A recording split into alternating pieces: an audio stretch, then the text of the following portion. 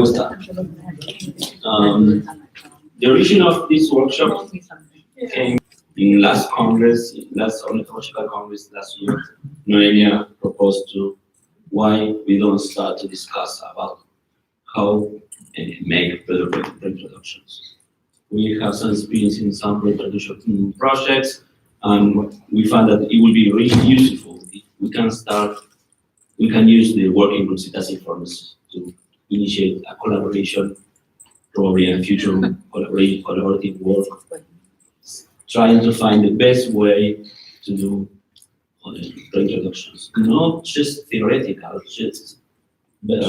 but also more focused on our experience, right? What kind of things we do wrong, and what kind of things really works. That's pretty much the idea of the workshop. So we try to invite people to, so we can have some representations of the introduction process. So the idea is have 4 sessions around the year, the day, 1 hour per season, and we want to, in average, 2 talks in each session and minutes for discussions. That's pretty much the idea. And these are the names, are fake names of the sessions, not official names. But in the first session, we will discuss, we will have an idea with Christina. She will talk about the potential genetic risk in reproductions. And we will have a second session about candidates for release. Then we will have a break for lunch. And in the afternoon, we will focus on training and monitoring post-release individuals. And we will close with the challenges of introductions. And we have 2 speakers with that experience. That's pretty much the organization. So the idea is just to share and learn and see how we can do better introductions. That's pretty much. So I invite you, Christina, if you want. I don't know if you have any questions about about how we work the workshop, or just not. Okay.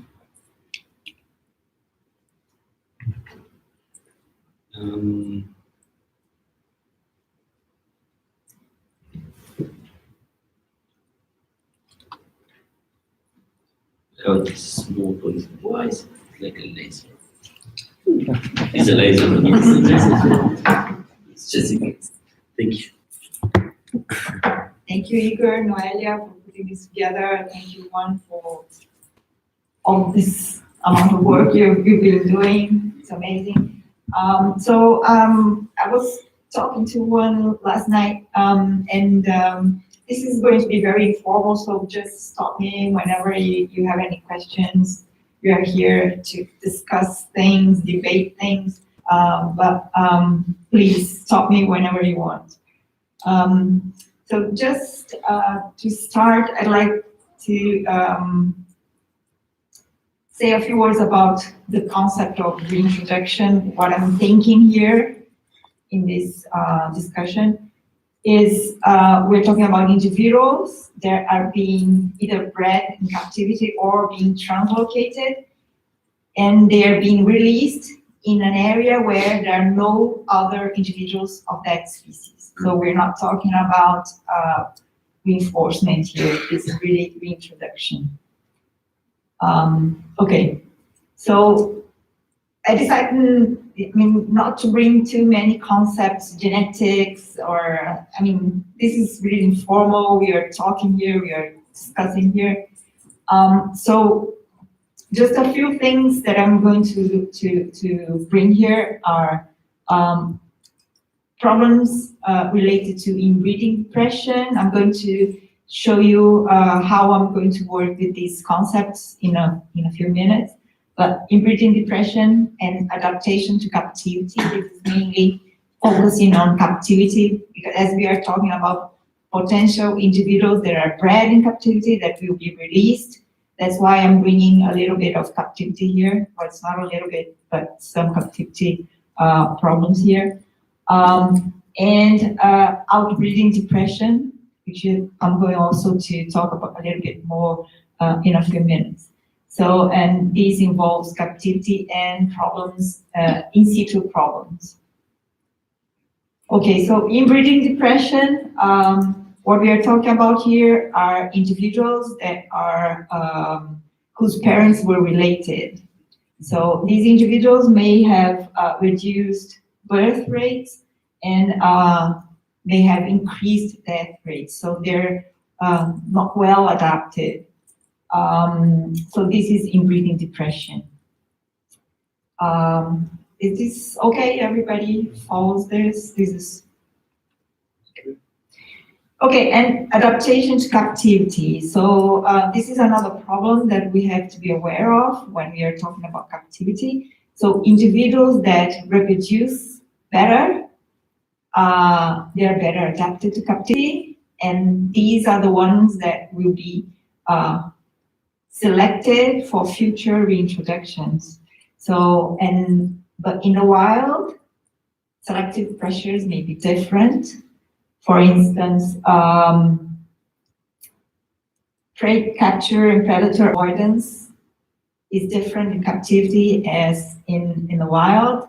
So this is a big problem when we are dealing with adaptation in captivity. So we are selecting qualities that may not be good. Others as well, disease and parasite resistance. Is this okay so far? Good? Okay. So what we've been doing regarding trying to decrease problems with inbreeding depression is to estimate genetic similarity between pairs of individuals so that we can recommend the best pairings based on the less genetically similar potential pairs.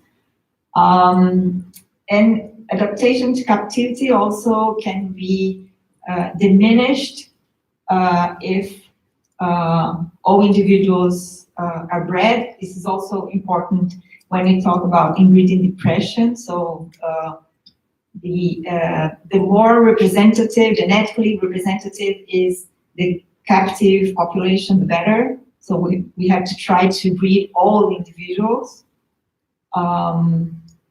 Minimize the number of generations in captivity also diminishes the adaptation problem.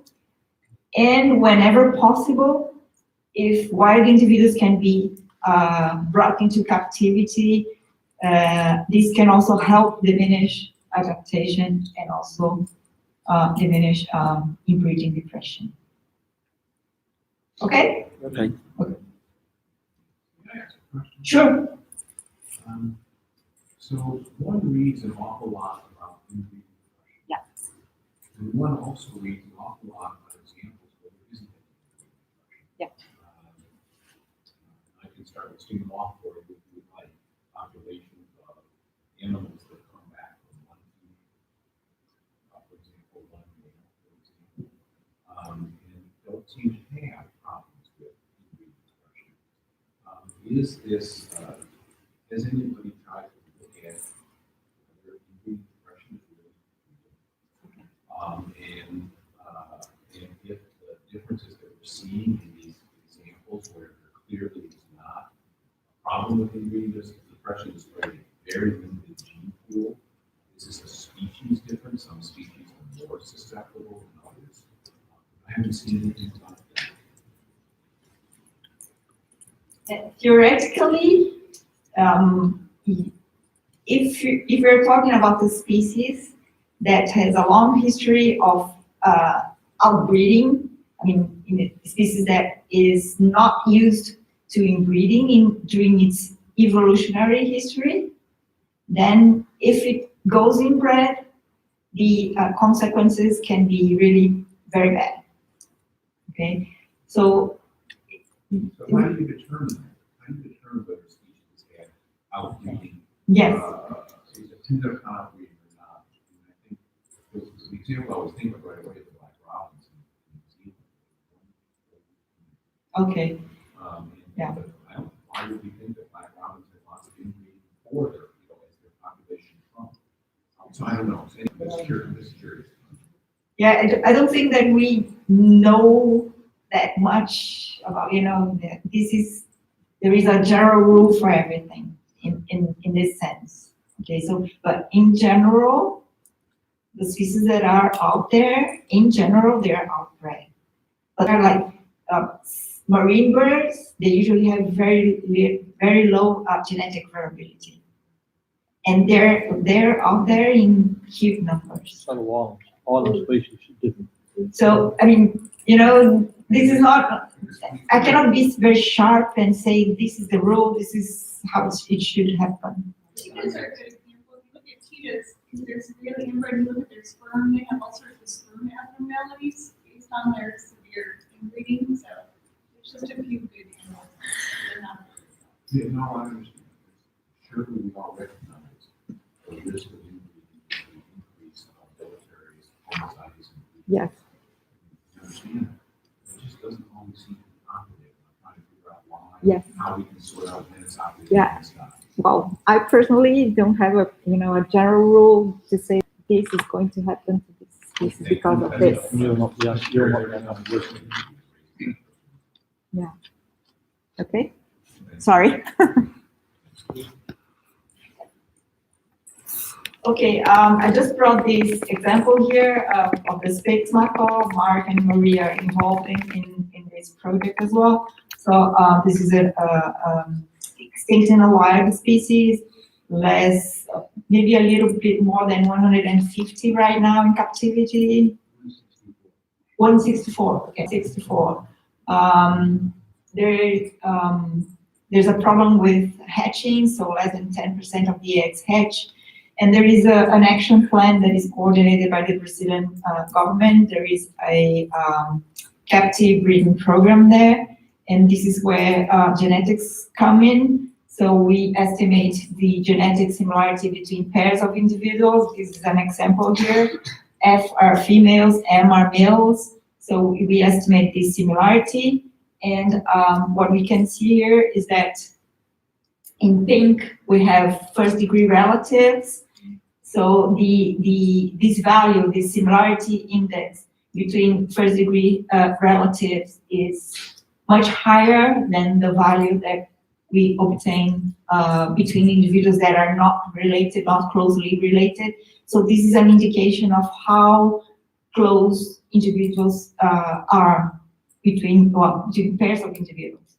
So based on this, we can recommend the best pairings. And whenever it is possible to pair individuals that are genetically less similar, it seems that the proportion of eggs hatched increases. But it's not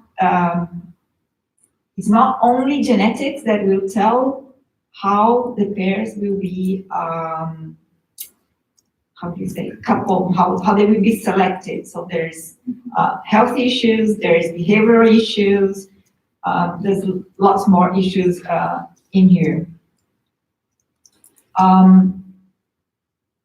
More recently, we have also observed that there are some alleles that have been lost during these long decades in captivity. The relatedness values that we observed in the population, we can see that this population is really inbred, so these individuals are really closely related. And more recently, especially in Qatar and now in Germany, the people involved in the captive breeding centers, they have been able to do lots of artificial insemination experiences, exchanging semen and keeping the couple that loves each other together, and then they inseminate the female with different, with sperm from different individuals. And now they can really do this genetic, how can I say, genetic manipulation based on this artificial insemination. And they have raised the numbers of chicks doing this. Okay? So this is how we've been trying to avoid inbreeding depression in this example of the Spitz macaw. So we estimate this genetic similarity and we recommend the best parents. Okay, so now we move into outbreeding depression. Is that okay? So outbreeding depression is related when we cross different, it can be lineages, it can be populations, it can be species, and the hybrid is not as well adapted as the parentals. So, may I move? Okay. Okay, so what we can do based on genetics is to try to identify these genetic units. So we analyze genetic markers and check if we can identify genetically differentiated populations. And they are not only genetically differentiated, but they are geographically also differentiated. We can tell where these individuals come from based on genetics. So as an example here is the hyacinth macaw. It's considered as vulnerable. It occurs basically in three areas, basically in Brazil, but also there are a few new records in Bolivia. So here in Great Pantanal, more to the north of Brazil in the state of Pará, and then in the northeast of Brazil. In each of these different regions, they feed on different kinds of coconuts. In the Pantanal, they nest on this kind of tree here. In Pará, which is in the north of Brazil, they eat different kinds of coconuts. Also, they nest on trees. And in the northeast, another kind of coconut, but they nest on these walls. Ledges. What, sorry? Ledges, cliffs. Clay cliffs. Yeah, okay. Okay, so as there are three different or isolated geographic distribution areas, as they we know that there are some ecological differences between these groups. We decided to analyze the genetics of these individuals. Are they different or not as well? So we had samples from the three regions here, but and we also we tested if North Pantanal and South Pantanal belonged to the same population or not. So the analysis showed 3 to 4 groups. So each individual is represented by a bar here. These are individuals that were sampled in North Pantanal, South Pantanal, north of Brazil, northeast of Brazil. So the different colors are the different genetic lineages or genetic composition. So this one individual can have this one as an example. It is mostly white, and this white is more related to the North Pantanal. Okay. So how do we interpret this kind of results? North Pantanal is significantly different from all the other regions. Northeast and north of Brazil are significantly different from South Pantanal. Within South Pantanal, there is no genetic differentiation. And north and northeast, they are a little bit different genetically, but not so much. So in the end, what we have here is that North Pantanal here is different from South Pantanal, from the north and from the northeast. South Pantanal is different from the north and northeast. And north and northeast are not significantly or strongly different in terms of genetics. So based on these genetic units, we can then plan the actions that, or how we manage individuals, for instance, in captivity. So when we pair in hyacinth macaws in captivity, we would try to maintain this genetic, we call structure. So this differentiation. Okay. So we preserve, we try not to mix individuals which come from the North Pantanal and couple or pair with those from South Pantanal, because they're genetically different.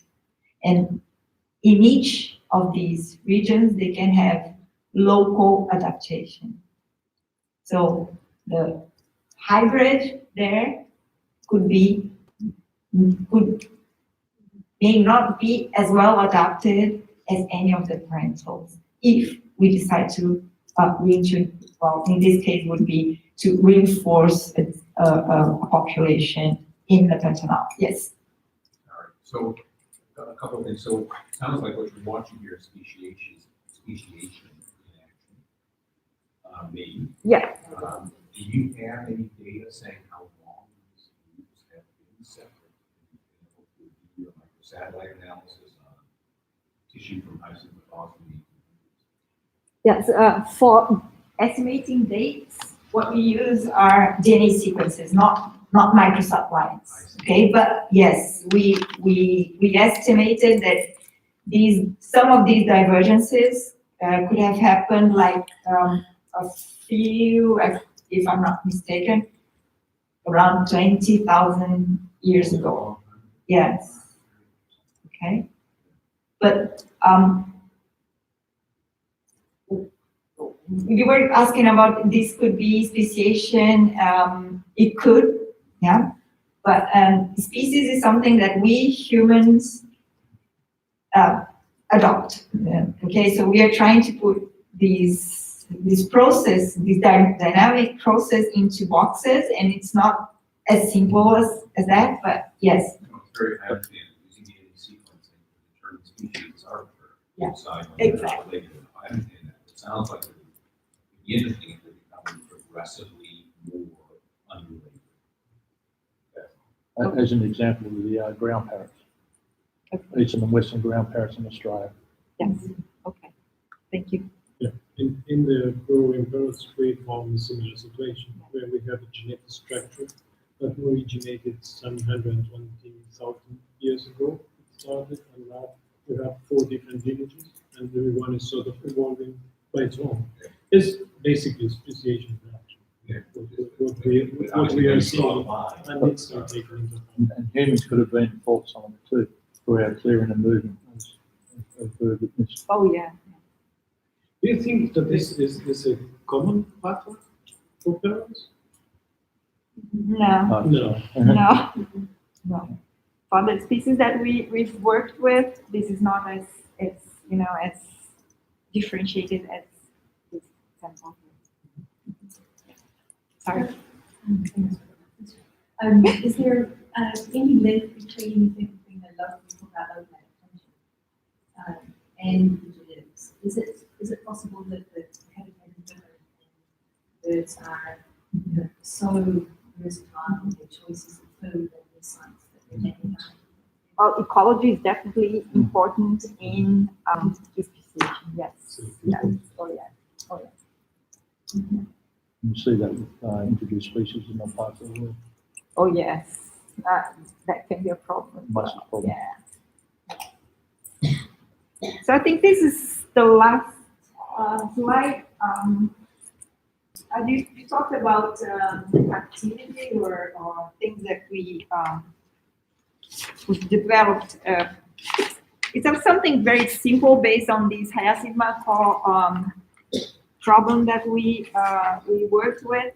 So if you want, after I can show you, we developed this is a board with 3 different DNA sequences for each region of the. Thank you. So, and we have.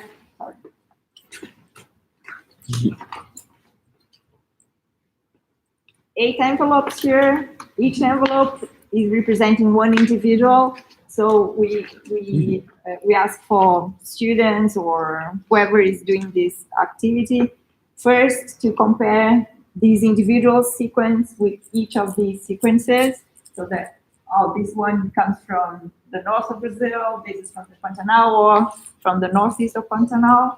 And then this one represents sexing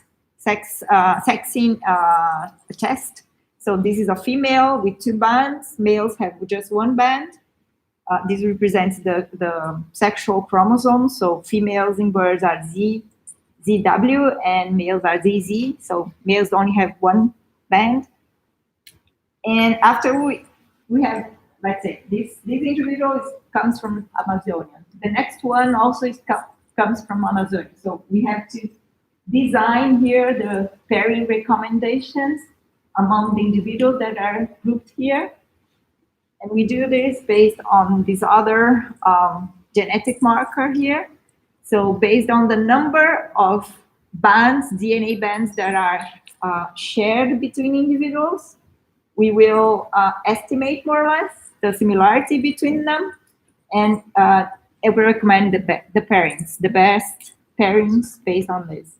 So this is a very simple activity to work with people, and it involves a lot of these concepts without having to tell them exactly what they mean. So, thank you.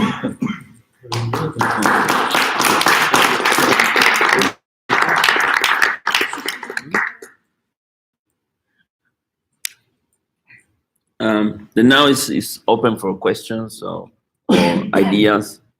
I don't know how we organize. A remark on this. What I'm missing is the other side of outbreeding depression, of course, hybrid figure. And what we see in a lot of the urban parrots populations that I've seen and I've studied, we've seen, of course, the ringneck parakeets, monk parakeets, we know a little bit about that. They come from different regions and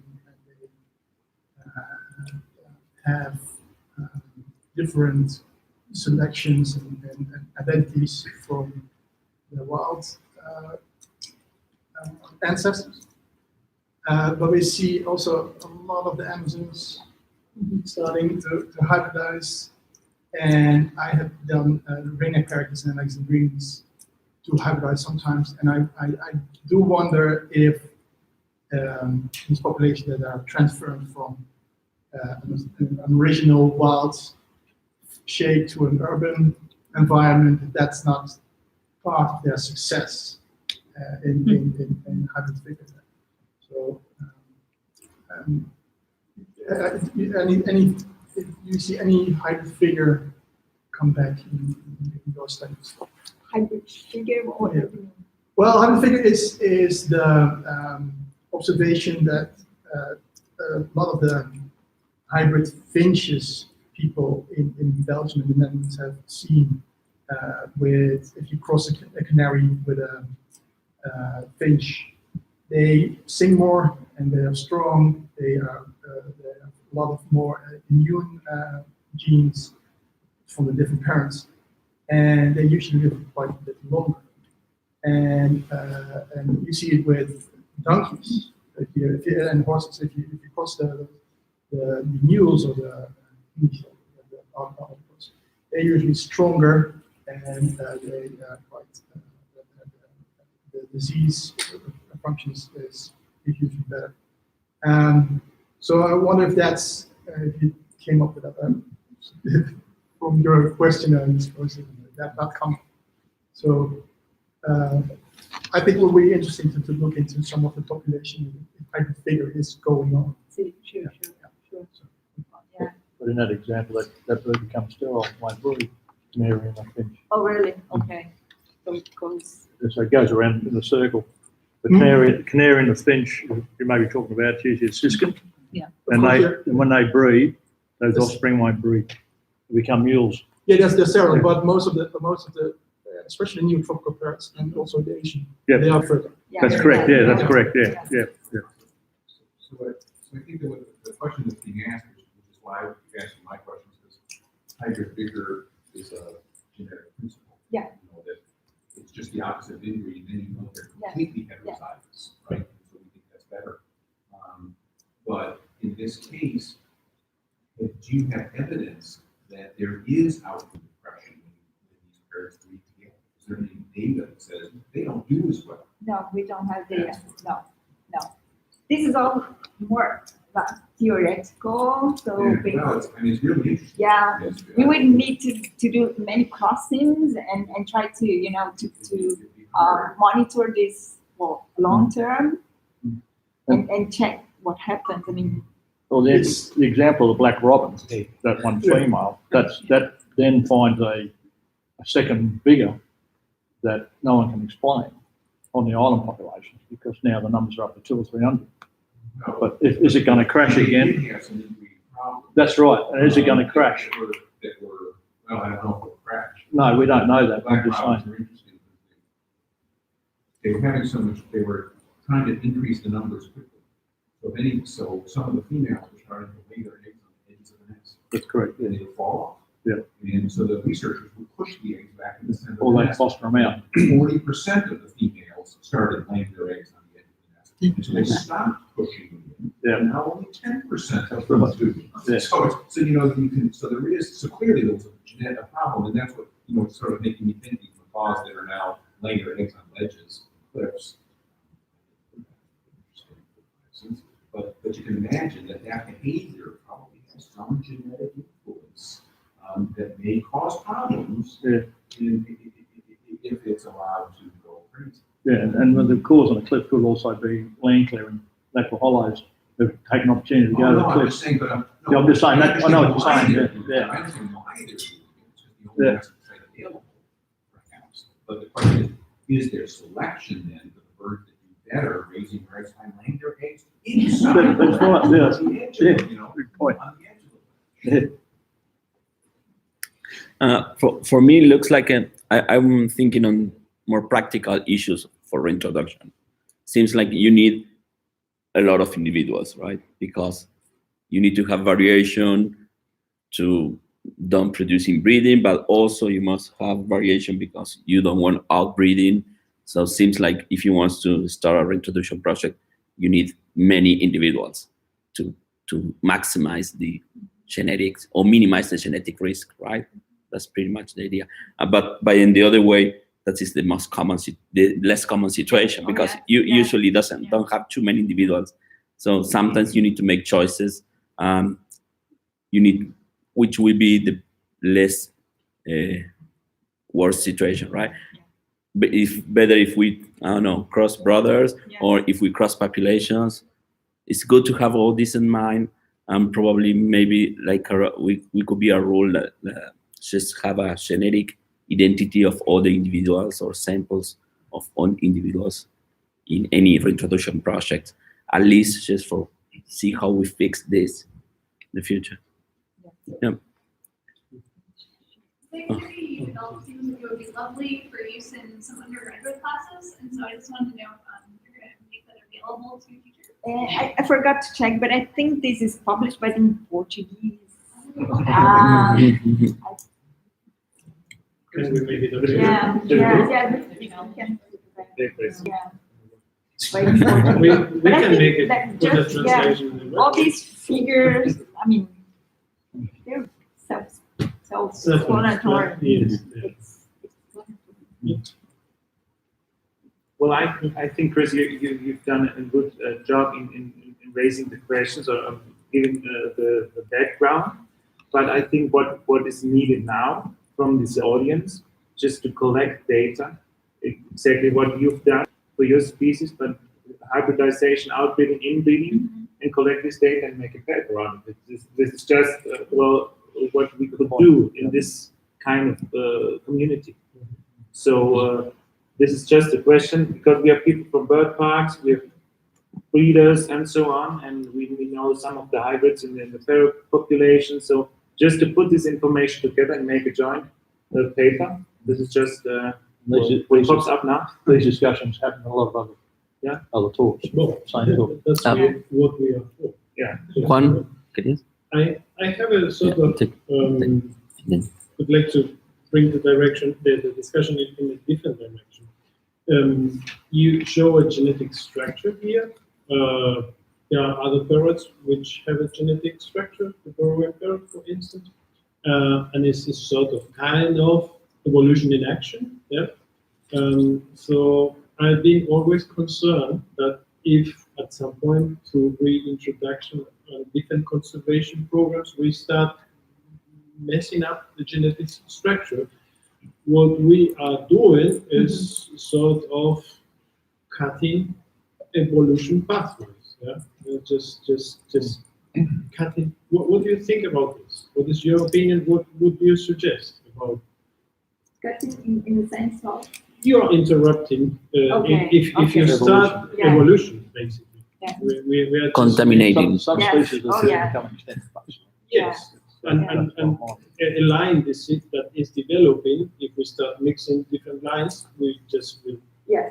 cut it, Yeah. and it will Yeah. this lineage will go extinct in a way. So, what do you think about this? And what would you suggest? So if we're thinking that conservation means that we want to preserve the natural Very good. variability or in genetic structure, differentiation. So we want to preserve whatever it is now that is natural. And I'm more okay with that. But we have been also changing.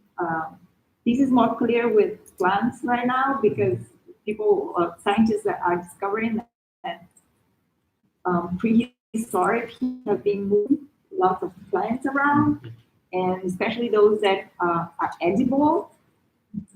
It seems that the genetic structure has been changed a lot for thousands of years, and I wonder if birds like macaws, they're not edible, but people love them, don't they? Well, people So- have been moving parrots around the world since Exactly. Long time.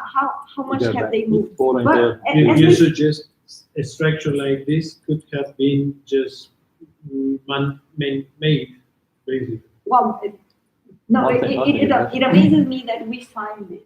Yeah. If we think that maybe the prehistoric humans moved these birds around, but there's still some structure, there is differentiation.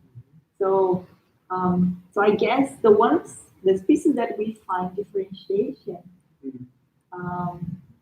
maybe they weren't as humans didn't change their history that much. In the case of the burrowing bird, it's not the case because you have a sort of gradual change, geographical gradual change in these lineages. So you have a sort of continuity. So, and you can see the genetic data that there was an ancestral population, and the birds were sort of dispersing into different regions with different environmental characteristics. Then these populations, when they reached those areas, they were subject to different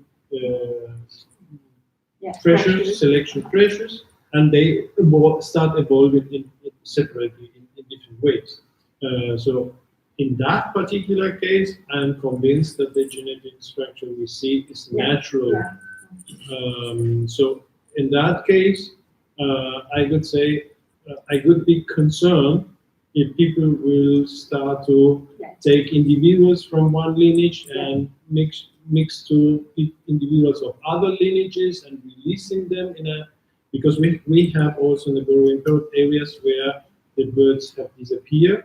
And at some point we would like to reintroduce some birds there.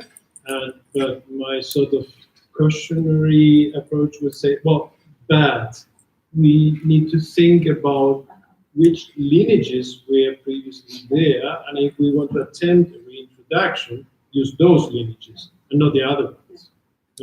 If not, we will start messing all up. So, Roland, Okay, I'm all for that, and in some population that's very prudent to keep that in mind. But we don't know for the hyacinths from your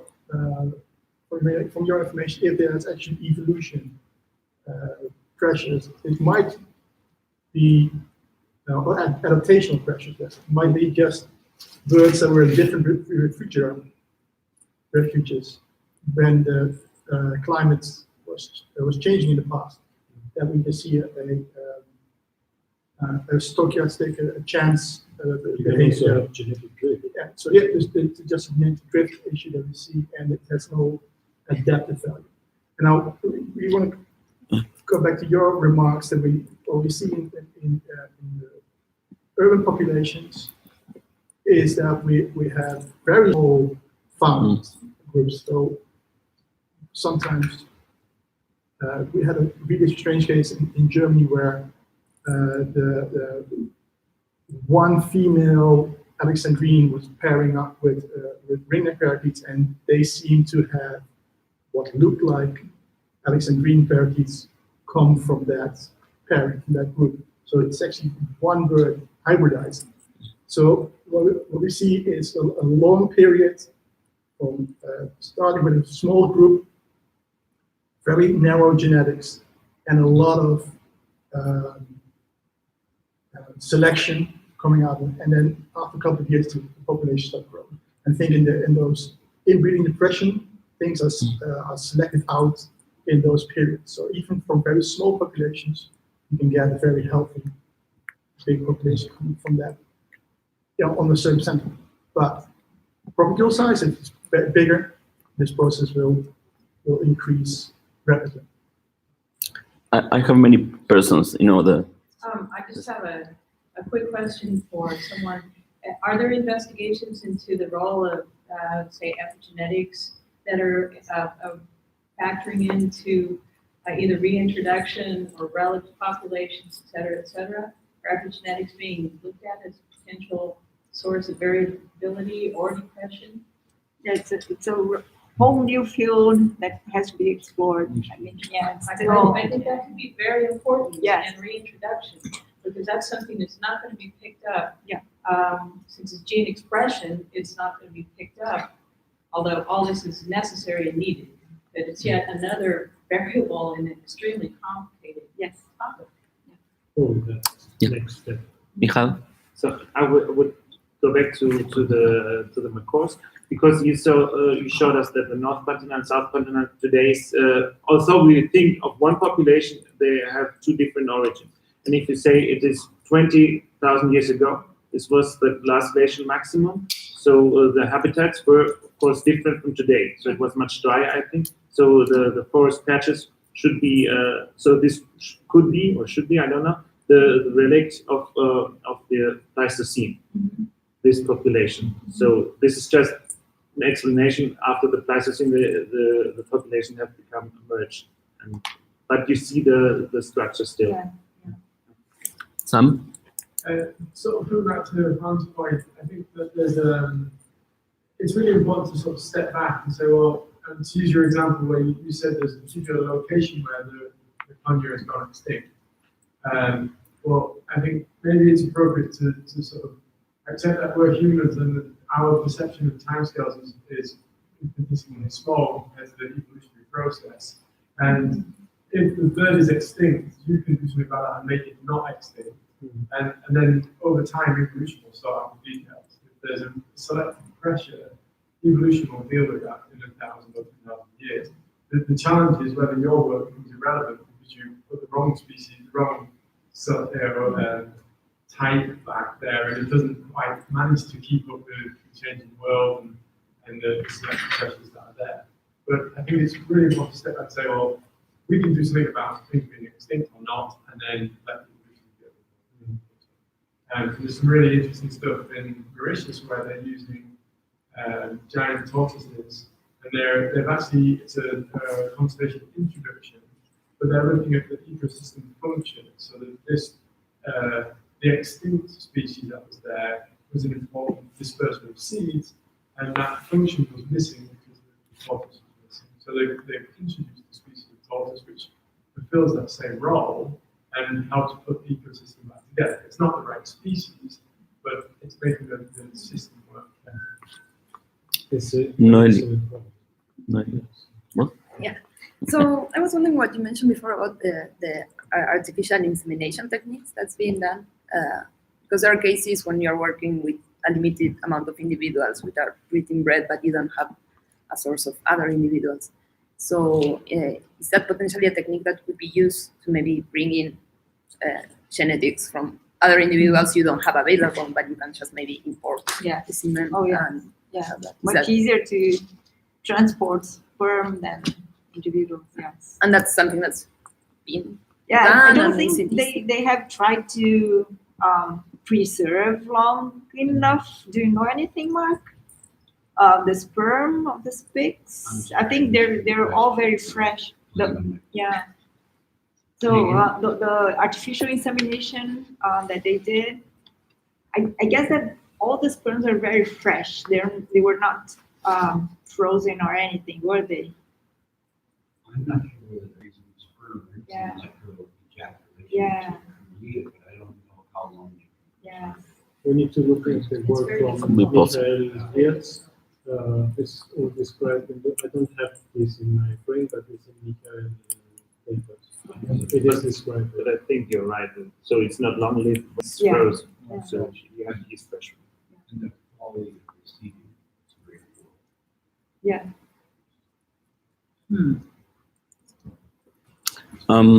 Any other question? I have a final observation that it's sometimes when in a reintroduction project you must deal with authorities of government or permits. The genetic issue is something like a ghost, and usually I don't know if that's because the people in the government don't have a clear idea, or we are not really good just saying how that works. But it's quite common to find some walls talking about genetics. So I think this kind of things we must be more proactive, just trying to explain better which are the risks and in which or helping them to decide if it is or not a good idea to introduce in some cases, because it's like I feel from the reintroduction process, genetics is always like a ghost, like a demon. So usually you have sides, but it will be better just to have a clear idea and say, in that case, it's too risky. In that case, it's not so risky. Or if it would be good if we monitoring them from the beginning, or that kind of stuff. Any other question? No? Fine. I have a minute. And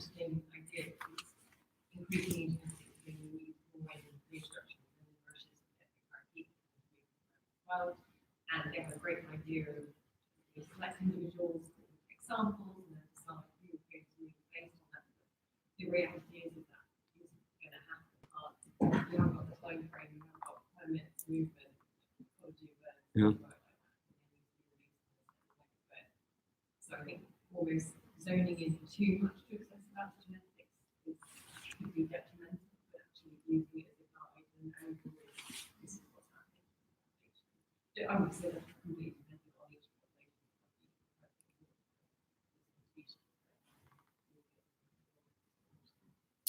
Great. One more.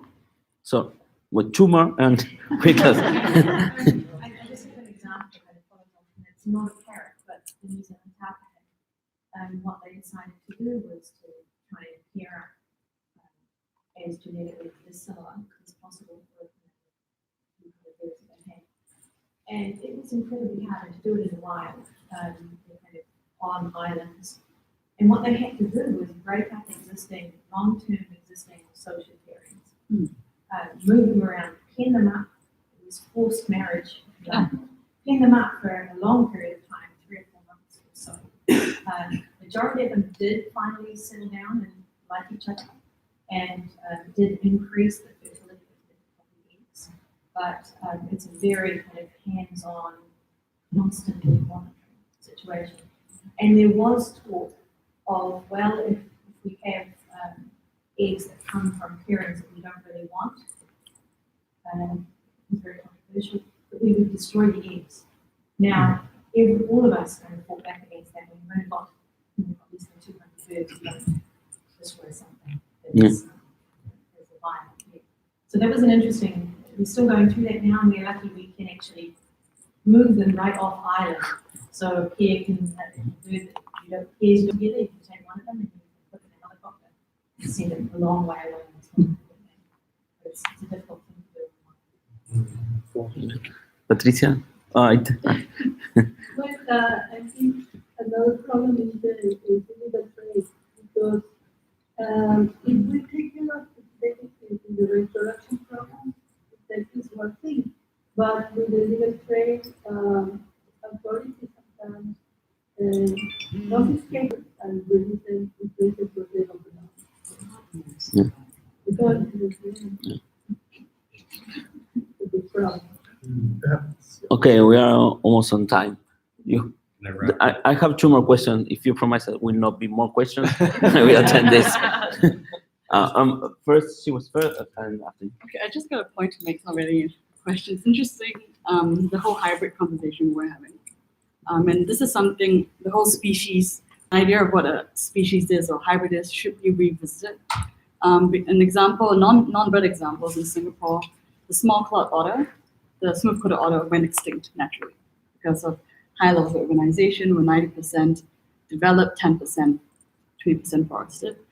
But somehow or other, both species made their way back, hybridized naturally. So there's human mediated through urbanization, but not by reintroductions per se.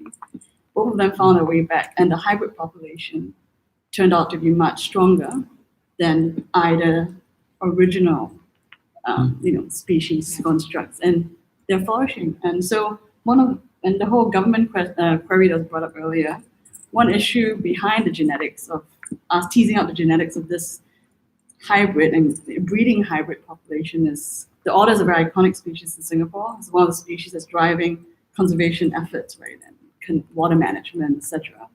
If we go by our, theoretical concept of species, then you would say this hybrid population has to be managed in whatever way, thereby losing whatever conservation advantage you had before, with the iconic being iconic and all that. So that's just one of the issues that we're struggling with is the fact that urbanization obviously displays species, and somehow or other coming back and then forming strange hybrid groups that are flourishing. Just a point. I just want to make a comment on this whole genetic conversation as well, because I think it's very easy as conservation biologists to get caught up in genetics and having a very myopic perspective in terms of, this is this subspecies, we have to keep this pure and away from these ones. I think if you look at the example of peregrine falcons, that was a whole cluster of different subpopulations brought together, and I think that's contributed in part of how the time is bigger to repopulate North America. I think from a larger conversation perspective, our conservation conversation, it would be probably more wise for us to invest our energies and concerns on things like disease and habitat loss as opposed to genetics, because we look at the zoo population issues in terms of going into these stud books in such finite detail where they're splitting up pairs and trying to move birds around, and they break up these social pairings that have been producing for years and years and years, but because they're related, they break them apart and try to move them elsewhere, and they just stop. And that is a huge risk in captive management of any wildlife species, but birds in particular, especially the smarter species like parrots, corvids, cranes. I just want to point out that in terms of what's likely to cause an extinction or extirpation, I suspect genetics is probably low on that list. And there's much larger issues at play here. Okay, I think we're done. we move to the next one. Thank you. I said that we would play. Sorry? I was hoping to play. Maybe later. Yeah. This will be fun.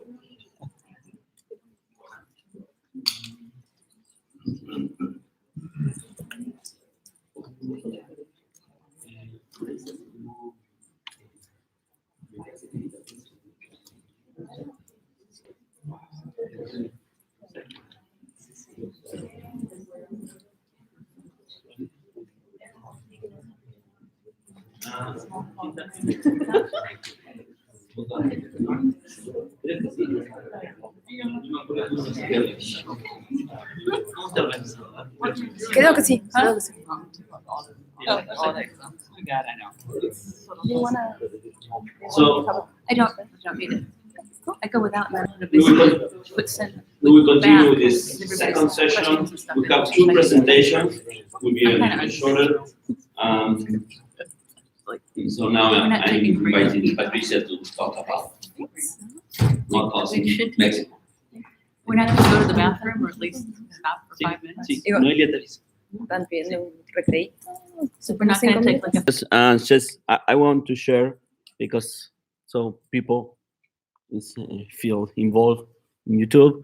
It's from Chinese Boy. She say, I agree that genetic risks are low on the possible problems with reintroductions. Habitat loss and continuous poaching are probably on the top.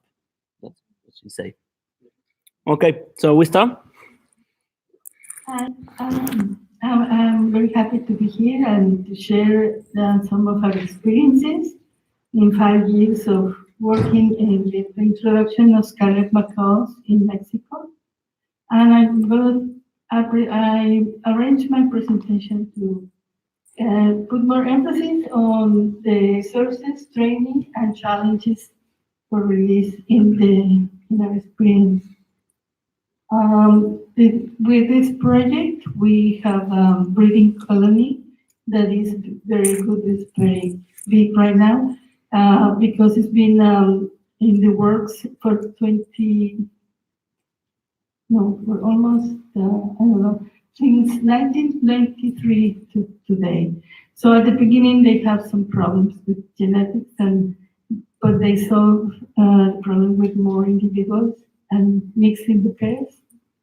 And now so the production went up very much. They run in the numbers of, they can produce a generation of 150 birds every year.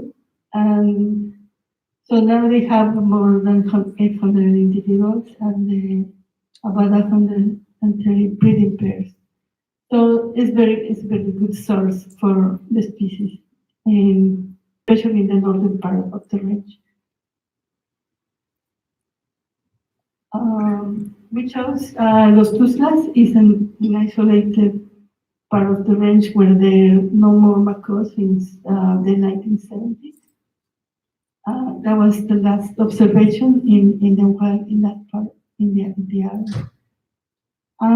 It's a protected area. It's a good size. It's 150,000 hectares, but it's very populated. No, there are about 30,000 people living inside the area. No? Mostly peasant communities, but there is a lot of work from the government. Well, some work from the government about education and trying to get a better management for resources, but results are not very good still. No? So we have the objective to establish a viable population, maybe 500 individuals, maybe not all from reintroduction, but that's in 10 years, that's our goal. Target. So the work starts in the breeding colony, in establishing potential groups. So the selection of individuals is very much at random. Those that are in good plumage mostly are chosen. But before doing that, we have to get the genetics and the disease problem solved, and that was not that difficult. I did the genetics in 1 year, and all the pairs. We only tested the breeding pairs, and taking as reference a PhD dissertation by Carrie Schmidt that tested all the museum specimens. So we were able to separate the subspecies. No? So luckily, all the breeding pairs belong to the northern subspecies, so we don't have a genetic problem at all. And now, well, also this breeding colony is so big, so the genetic variation in the natural populations is represented in the breeding colony, pretty much. So we also taking that into the new population because we are managing good numbers. So, but we choose birds that are only 1 to 5 years old because they are still good candidates for being wild again. And well, breeding is mostly by hand, like, but also they also making some efforts to let the parents do the breeding, but not all the birds are raised that way. And in this aviary, they are put together for about 3 to 6 months so that they socialize, and we can have some observations about the locomotion and interaction, social interaction. It's a very important period to get them together. And in the release site, we have a big aviary where we also have them together 3 to 6 months. And every bird is important. Every macaw has to fly, has to be able to fly and be independent and all that. So we take a lot of time and make an observation. So far, we have received 7 groups of about 30 macaws each, more or less. And so we have handled 189 live specimens. They are transported from Xcaret to Veracruz. It's a 20-hour ride. And they got into the aviary and then we started working in the site. So far, we have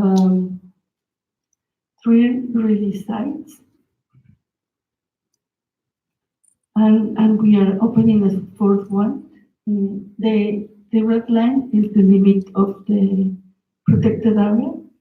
We don't have very sites available, but more or less it's working. We have a very good site where we have the aviary. So we provide them with bill marks so that we can identify individuals and check their behaviors, their locomotion carefully before release. The diet is designed by a veterinarian, so we get them balanced diet. Mostly one person he provides the food. We do not give them seeds, almost no peanuts, no sunflowers, because they are addicted, and we don't want people to get them with peanuts. No tourists we will not let them do that because we don't need them to be pets. So because if we allow the people to give them food, then they will store them again. So that's not good to do. So every day we also collect food from the site, natural food, and provide them with this so that they can get used to the natural food, and then they very quickly start foraging natural food, no? So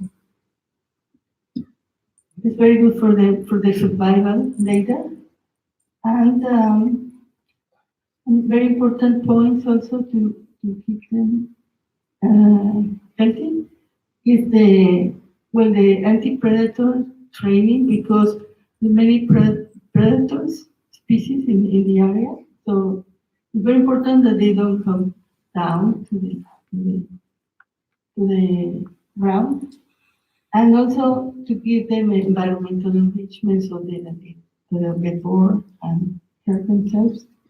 So when we do this training, it's easy to see if the feathers are okay, And if not, we have to do little surgeries so that they can molt more quickly.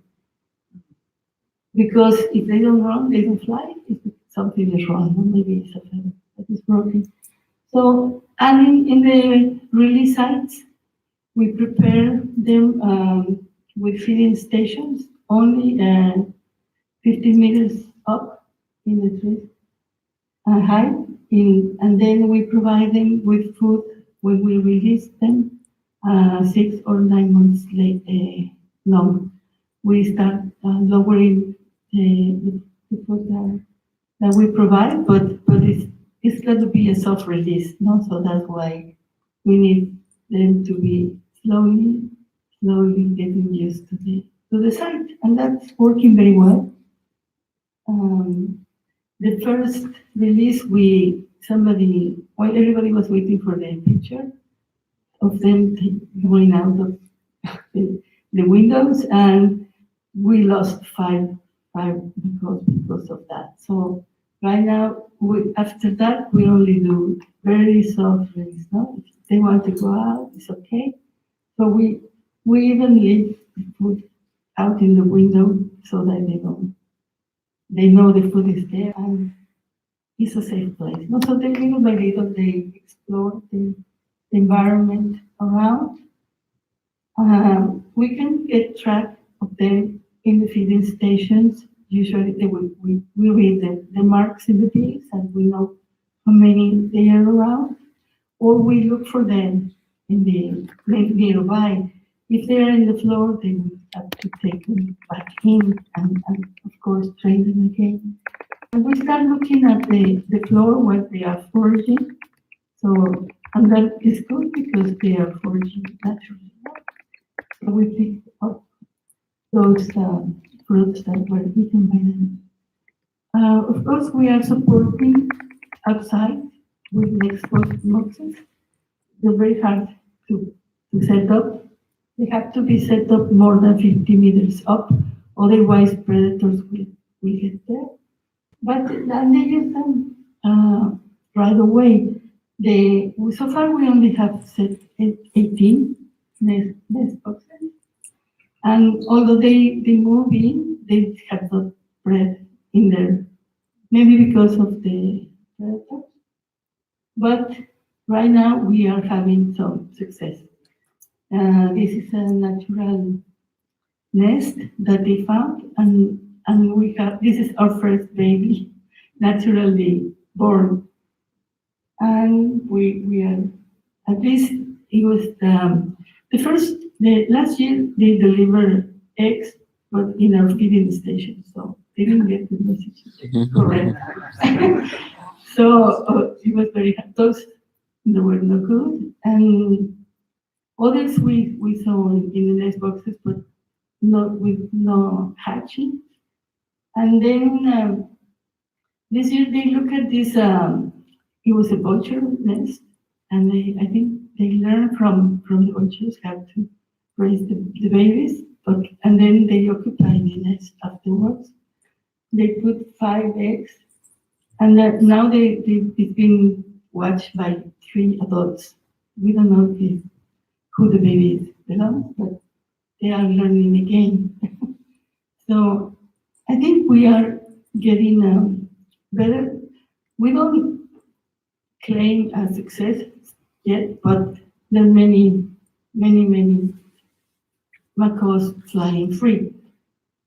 These are a number. We have about 152 alive that we think survived after months of being released. We cannot really track them all, but I think they are alive. And we confirm up now is is 30 birds have they die either by predators or by climate, because in the winter there are a lot of winds and rains, and sometimes they don't survive. And some were dispersed out of the release sites, and we think were lost. No? So our success rate is about 80%. in survival. Of course, we're doing a lot of community work and with good response. In these pictures, sometimes when the birds go very far away, we get phone calls that tell us that there is, a bird macaw to be with a strange distribution and behavior, and we bring it back and we help. So, what are the challenges? The challenges, well, the sources is that this breeding colony that was established by a Mexican architect. No, they wanted to help the species, which is good. The training, at least 11 months per bird before she's free. And challenges, well, there are many. Every bird is a challenge, every macaw, but also funding. Funding is very difficult. We work with volunteers, with students, and with local people, but local people give them some payment. So I think a lot of people that have participated in the project and some of the funding agencies down here, the U.S. Fish and Wildlife wanted to provide us funds for about 5 years, but Donald Trump got in the way, so I don't know what's going to happen. Every year is the same, we don't know if we continue, but we're trying. So if you have any idea in that area, please tell me. And that's all I can put in the 15 minutes, but if you want, I can stay during lunch to answer any questions. Thank you.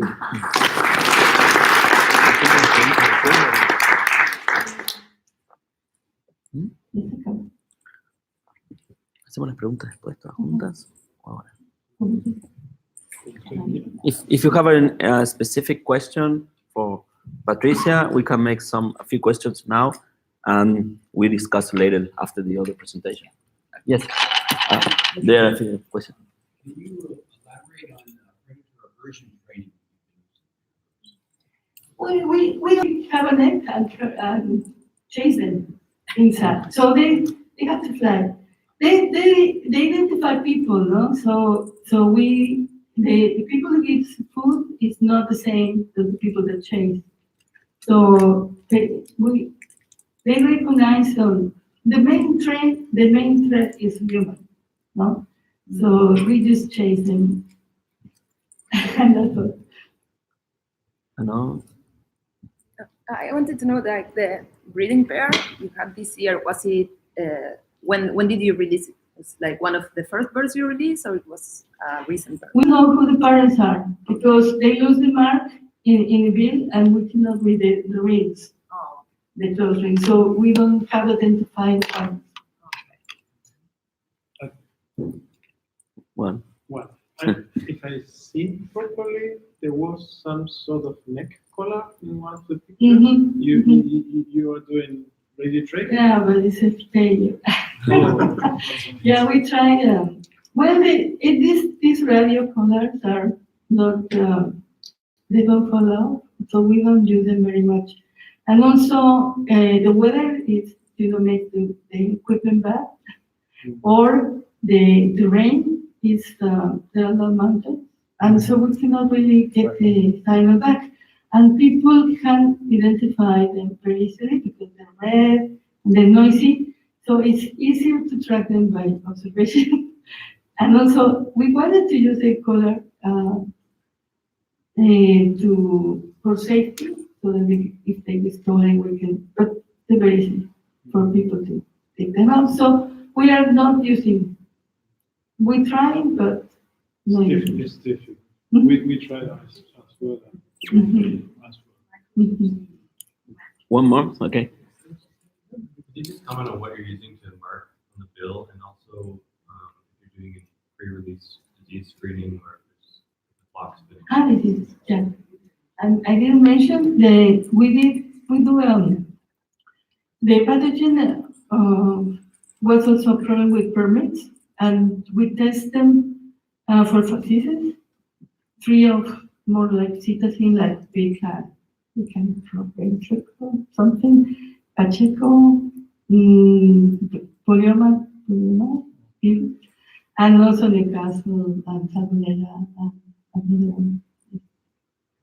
This was 9, I don't remember, 6 tests, but we have a bacteria outbreak in one group. I got, and then now we are testing for Newcastle. Hopefully we won't have any. But yeah, we do test them, and all the tests have been negative. And the big one. Can we save questions for later? Yep. Could be. So, Thank you. Bonnie. I work in Indonesia and I have since 2003. Our project has been running since 2001. I'm going to talk just a little bit about reintroduction. We have been doing it. I'm not going to go into the details of what we do. I want to talk about the challenges we face because they're huge. They're really huge. The project, again, was founded in 2001. We started our first reintroduction program in 2005. So we've been doing this for a long time. We do it under IUCN and CITES guidelines. We do soft release. And at this particular point in time, we have released about 1,200 citizens back into the wild, about 250 serum cockatoos. And we're now working with other parts of the archipelago in North Maluku to advise them because there's going to be future releases. And there have been some hard releases in North Maluku over the last year and a half, probably about another 400 birds, at least 200 cockatoo alba, some chattering lories, and eclectus. But the fact is that what we're doing in Indonesia, we're facing a whole new set of challenges because we're working with birds that are confiscated from the illegal trade. So we're not dealing with the captive population or breeding at this particular point in time. We're dealing with all kinds of unknowns. The illegal trade is still rampant there. Things are getting better. What's happening is people are getting busted all over the archipelago by the Wildlife Conservation Society Undercover Unit, Burung Indonesia. There's a lot of people working on this. However, these birds are from all over the country. So it's going to give us all kinds of issues about endemism and what are we going to do with them. And of course, they look to us and they want to dump them all on us, which we couldn't possibly do. I mean, we can't take them that many, and we also have to be able to do this scientifically. By the way, I'm not a scientist, I'm not a biologist, I only learned in the field. So I'm just a normal person. It's crazy, okay? So you can do anything you want when you grow up. So first of all, when we receive birds from the illegal trade, we don't have their provenance. We've tried very hard to work with the government and the local authorities to give us the background data, at least where was trapped or where, and they usually give us nothing. Now we're trying to change that, but in the meantime, you have birds coming in and you have no idea where they came from, you have no idea of their background, nothing. Endemism is really important. Our facility is in Seram, and it's north and south Maluku. We have, in our facility, we have Galleritas, we have Eleonoras, we have Papuan lories, we have a Brahminy kite, we have cassowaries. Sometimes you're at the mercy of the forestry department and they show up and they dump them on you. Now, the good news is we've taken that facility over as of January. We had it up until 2009 and now we're running it again. So we put a big kibosh on this with the local authorities. We're basically saying it's a quarantine facility. When we're ready to release, we'll release. But what we need to do is to expand out to satellite sites so that we know we have a place on, say, Aru Island, Maritas, and to move it out. And so we're going to have to expand in the future. What I want to do is just kind of give you an overview of what our challenges that we're facing, because you guys are more brain for me, okay? We're not a big organization. I'm looking for sounding boards. I'm looking for ideas. We're trying really hard to expand, and we're just one small group. And there's a lot of brain power at this event. I'm really thrilled to be here, but I'm just kind of going to rip through the whole thing. And the reason I don't have a PowerPoint is I wrote one, but I would rather talk to you, hear your input, and put it all in the PowerPoint, including our statistics, and give it back to you after the event so you can have the whole picture. Because it's just too much, and I'm very passionate about this. Disease testing. Up until 2008, before we gave it over to the government, we were doing pretty much significant disease testing. I have all that data. I found most of it recently on our last trip when we started taking over the center. We had 1 or 2 cases of sort of positive, false positives on beacon feather, but that was probably 10 years ago. Everything else has been clear. No parrots have ever shown up with any H5N1. They still don't. I'm just going to wrote these. We have medical care as an issue. Our clinic is really primitive. We just got running water. We had it for a while, it went away. We have running water at the facility. We have a small clinic. We have electricity in the village, but not at the clinic. And we're dealing with a primitive culture. We work directly, the local people work for us in the village, and they all work at the center. So, for instance, we have the local women and children go out and gather wild parrot food. Every couple of days, they go out and bring it in for the birds because, I'm sorry, but the men are too lazy, but that's okay. That's another cultural thing. So we're going to try to involve this, but medical testing is important. We have to have permits in Indonesia for everything. If the gods prevail next year, we have permits for genetic testing, but it's been taking forever. You have to have Indonesians, I can go there, or any of us could go there and work, but before we can collaborate or anything internationally, it's my friend from Budapest, sorry. George Ola, Dr. Ola, he's texting me, this is no one here. Okay, oh, please. Sorry, I'll tell him later. So, yeah, we have all kinds of issues. We have an adjudication process problem. And that is before, when animals, especially birds, are confiscated as police evidence, they were held in places where the conditions were not good for months at a time, and most of the time they died before they went to court. Last year, we had a meeting and with a bunch of Indonesian adjudicators and convinced them now to try to change the process. So now if somebody gets busted, they're going to get jail time, they're going to get fined, and if things go well, it's going to speed up the adjudication process, and they're going to make those people that are in jail pay for the care of the birds. So that's a big step, because that's really expensive. The government is always challenging, okay, it changes a lot, but I will tell you that there's been a giant paradigm shift in Indonesia since the last 3 years. When I started in 2003, we couldn't get anything done, and the trade it's still bad, but it was horrible then. Trapping and smuggling everywhere, everything's out in the market, out in the open. Now that we have new government people in place, they have changed just last 2 months ago. They put up a new list of species that are protected, not in the same way, but to try to stop some of this trapping and smuggling. And their government's now looking at partnering with us to go ahead and look at putting out other reduction sites because there's such a need for this. And there are plenty of wild places for these birds to go. That's one of the things that we don't particularly have a problem. We have a lot of habitat. We just don't have a lot of resources. A couple of things also about the ethical things and the moral things. First of all, euthanasia is not legal in Indonesia. So if you have a bird that's beat up, that came in from the trade, you can't put it to sleep.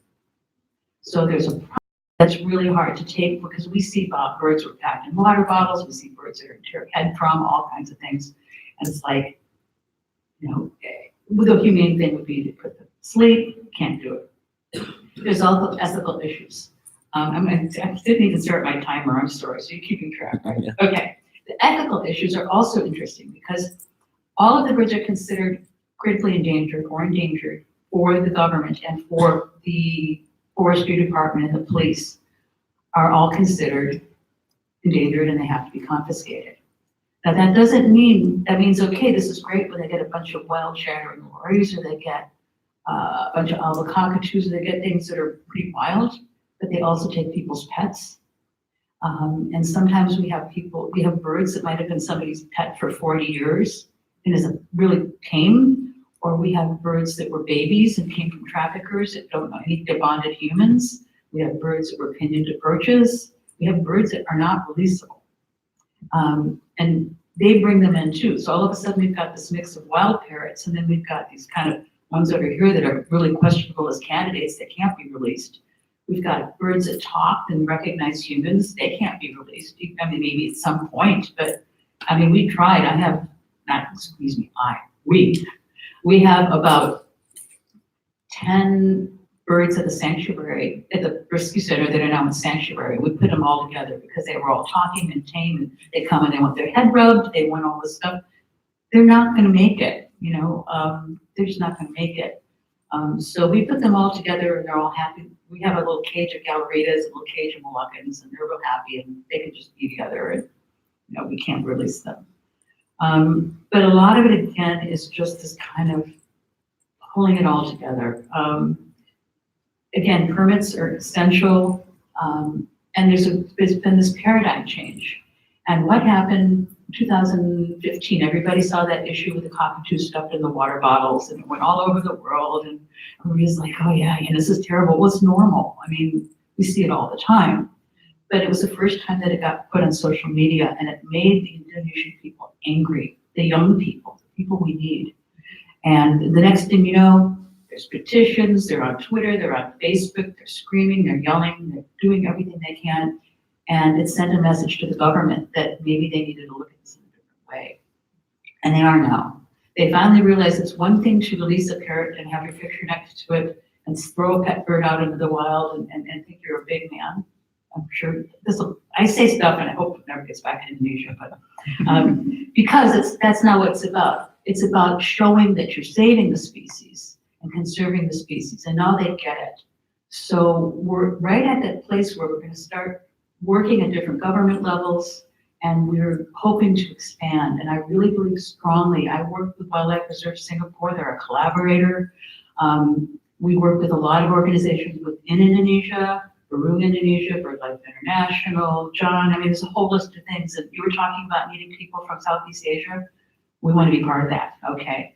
And we want to be able to offer what we have to you and for you to help us because we're small. But it is really a big challenge. And I can't think of anything. I think that the worst part about it is the endemism issue.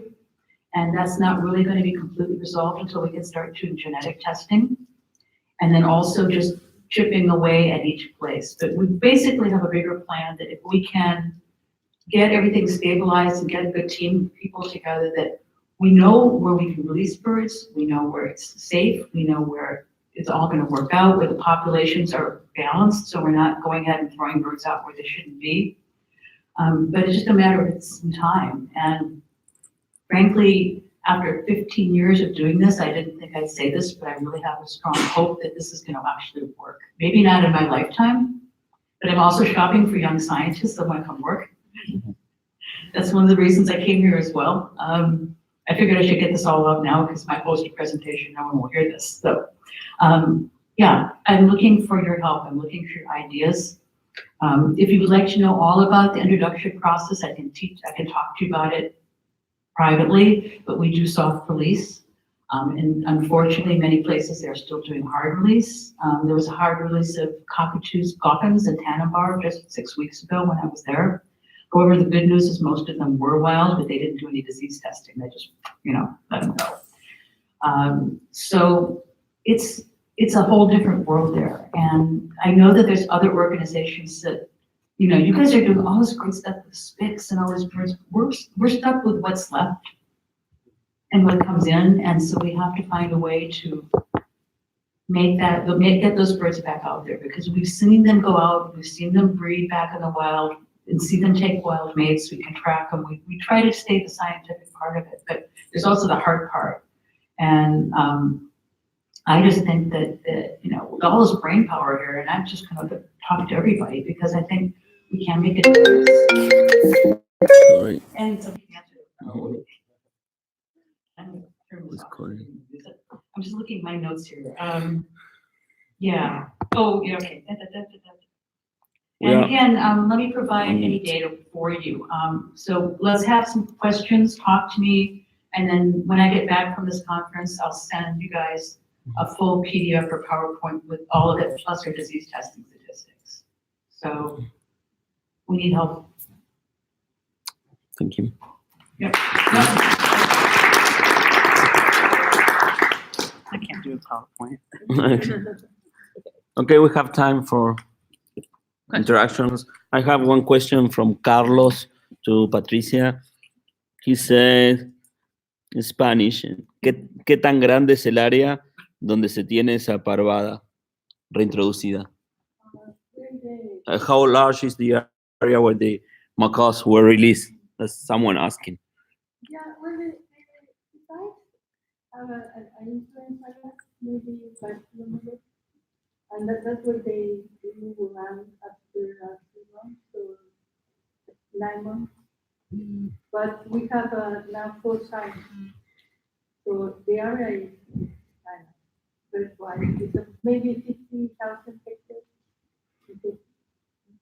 Wow, thank you. It's a good size. Okay. I have a question. Dirigí las preguntas. Okay. So, I have a question. Noelia will be in charge of the questions. We're moderating. Espérate. No, I wanted to ask about the problem animals you have, the ones that were previously pets or maybe humans, like you or like anyone who has experience with these kind of animals. What do you do with them? So what are your plans? That's a really good question, and I still don't completely know. The idea right now is that we're looking to put sanctuaries and teaching centers in places where we can, an installation where we can talk about conservation and use those birds as teaching birds, so to speak. Unfortunately, they're tame, but also there's a lot of handicapped birds. We have one bird that came in recently and somebody taken off both its wings.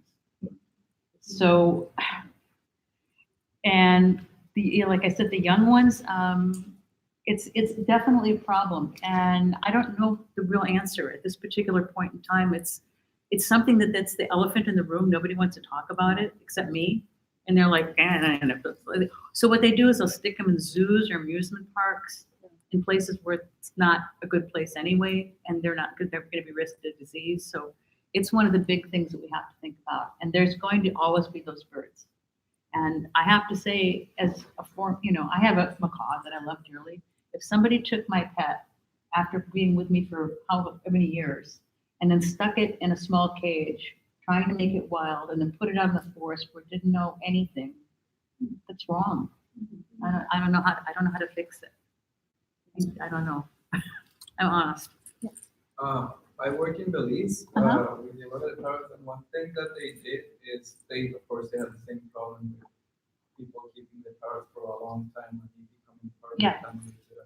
So one thing that the government started doing is asking them to show proof of ownership of the parrot for X number of years.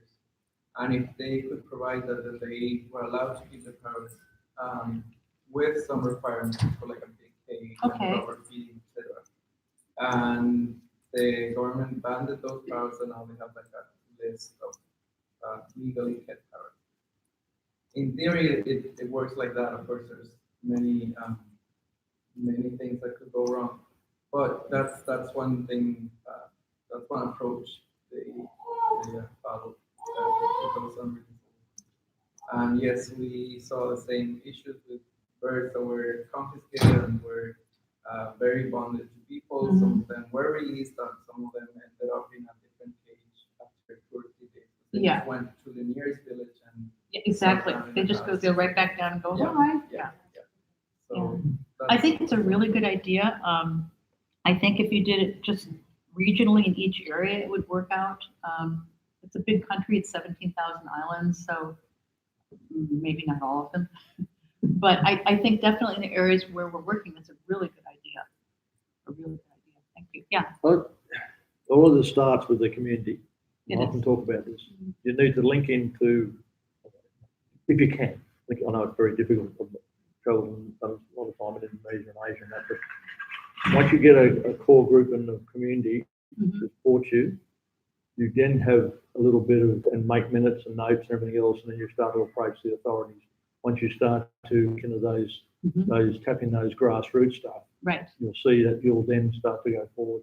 We actually have an active ecotourism program. We employ trappers that were former trappers now work and care for our birds. So, yeah.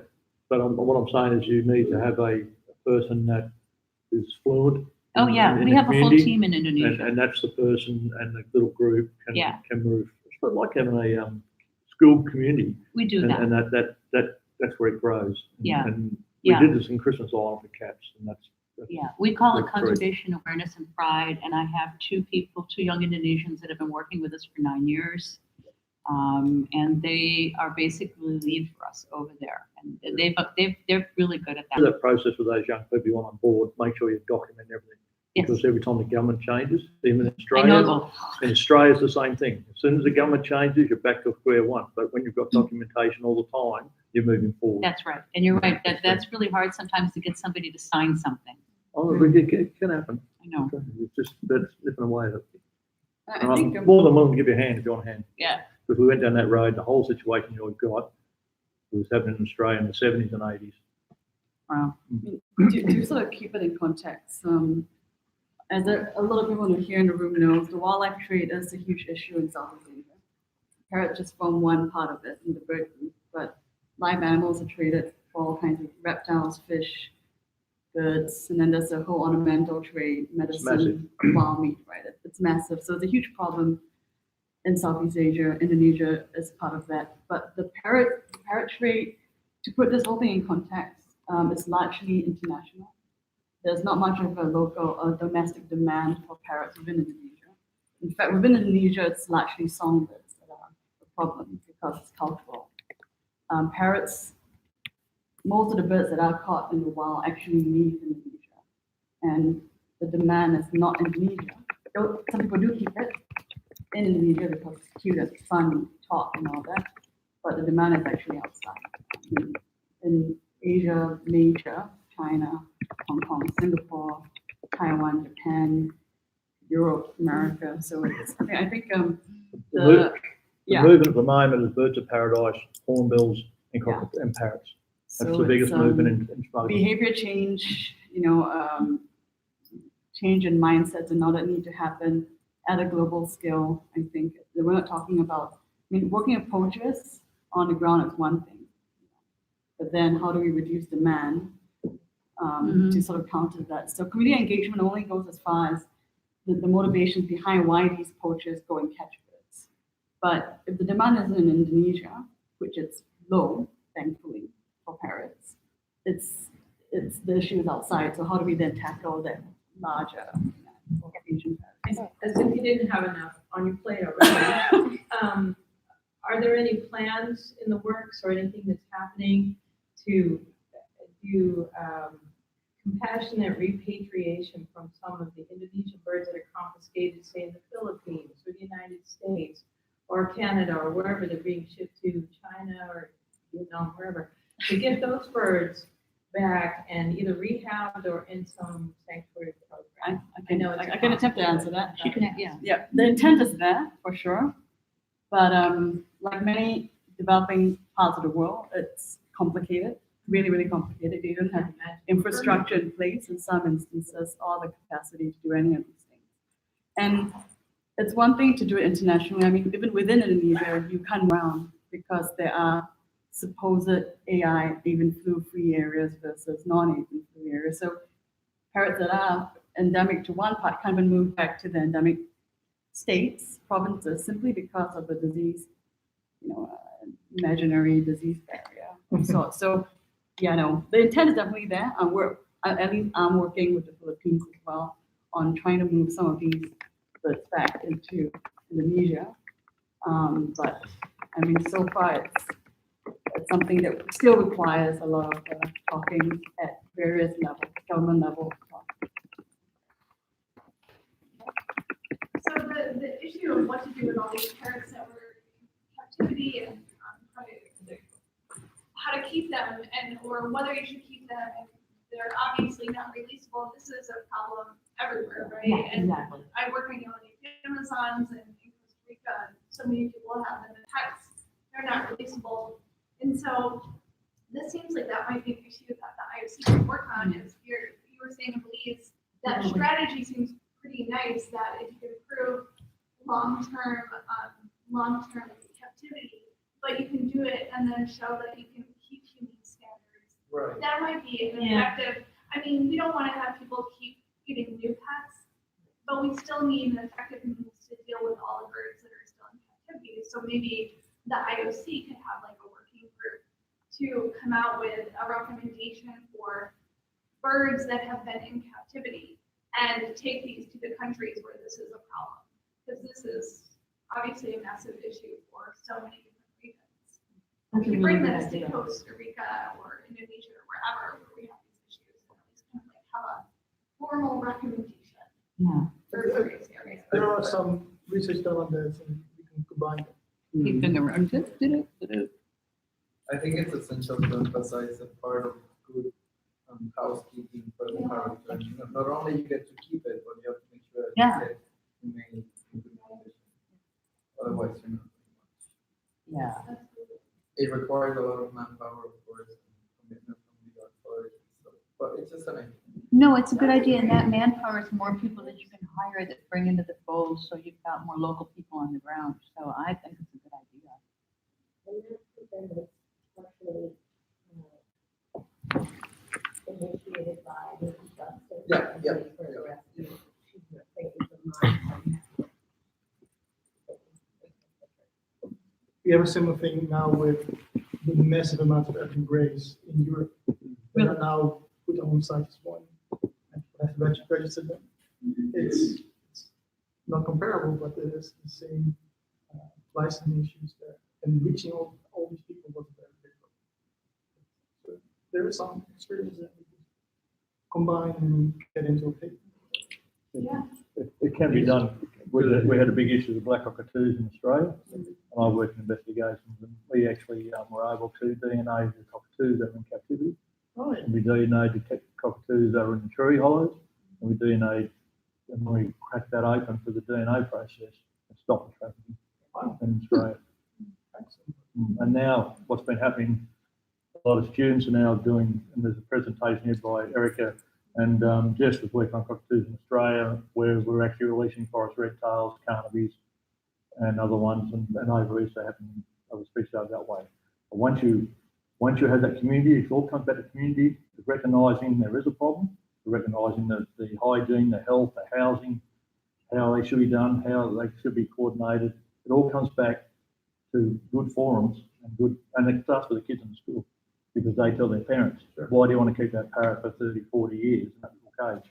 And Canada's had many years ago, when I was 18 years ago, I was here, they had some people on the street and they got one of the, what I saw from caged parrots here that time were probably the push of having small parrots in cages. And that there was a group here that sort of got together and found, I can't remember who they were. Someone lives in Canada would know more about that. Over there? Two things. On the island of Bonaire, it was illegal to have a parrot. It has been since the 1950s, but that law was never enforced. In 2002, following a rare pride campaign actually paved the way, in 2002 the government had an amnesty whereby if you had an illegal pet parrot, you could have a ring or landing. World Parrot Trust supported that and made it all possible, with help with government made it possible.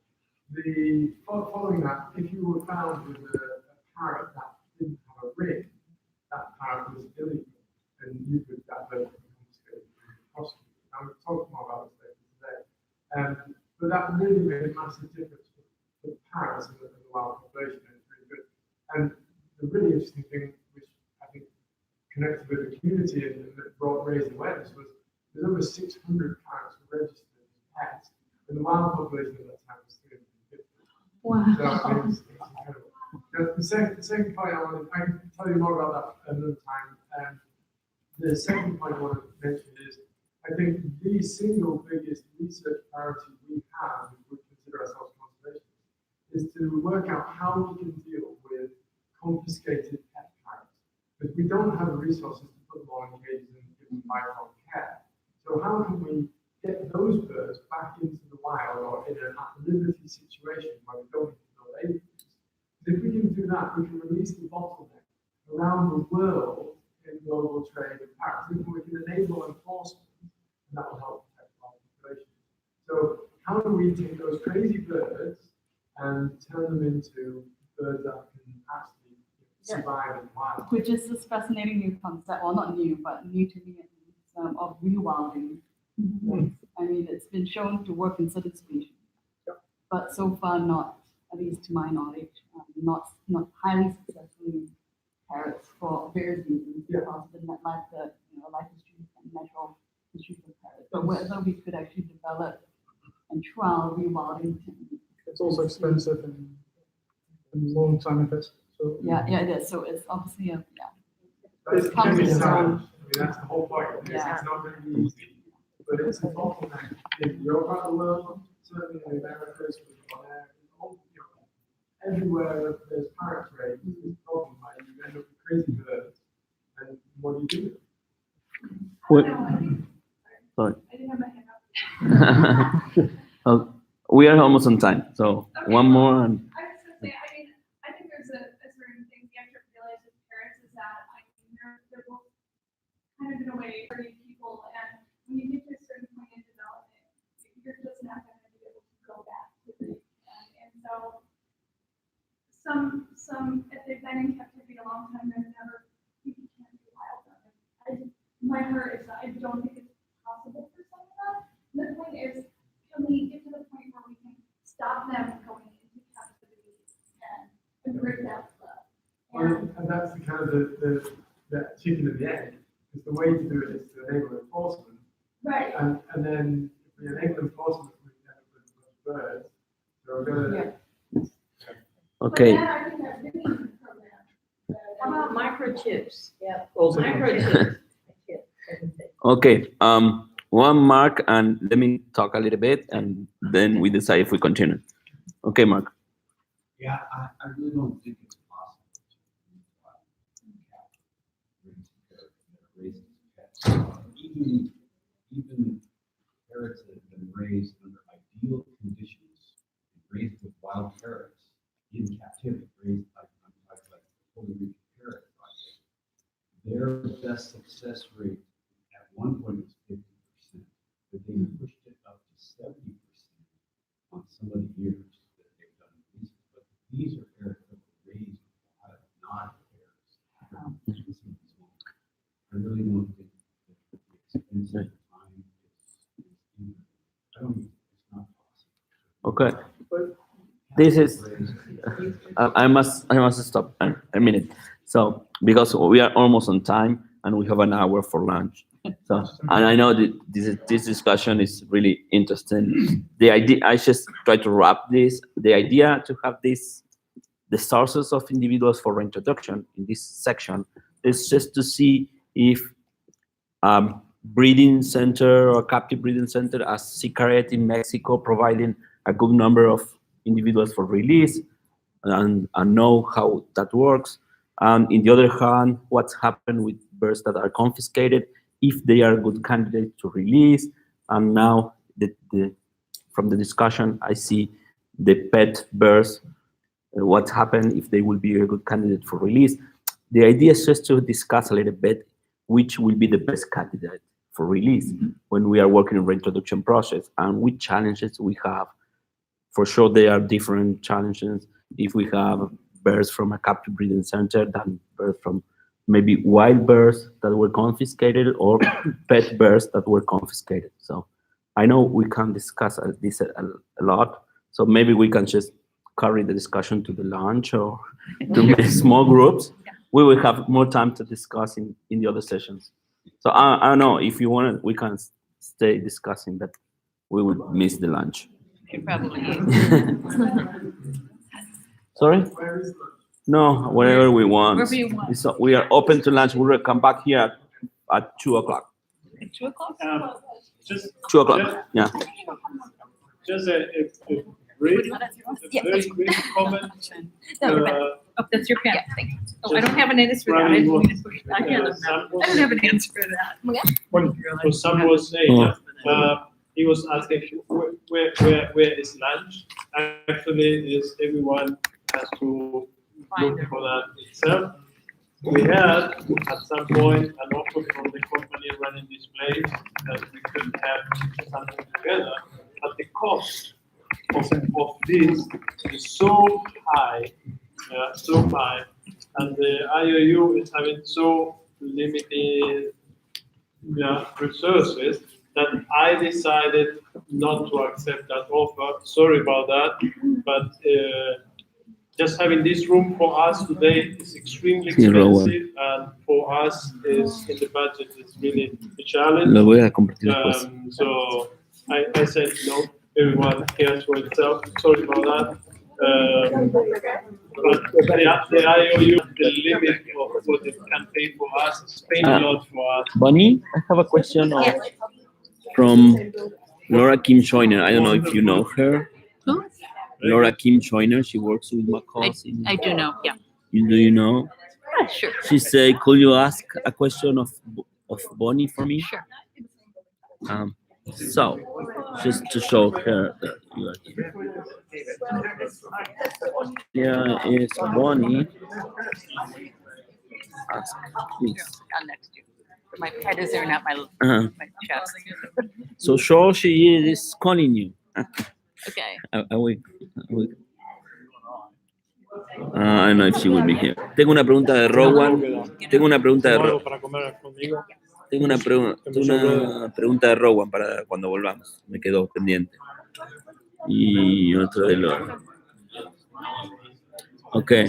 Le voy a decir, I will tell her that send me the question and you answer when we come back. Okay, sounds perfect. Yeah, Okay. we have to eat.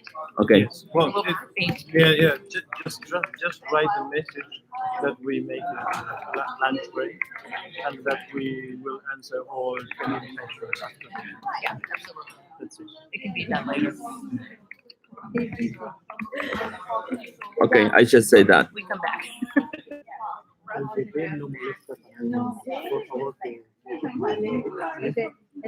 Porque si hay alguien presentando y le ve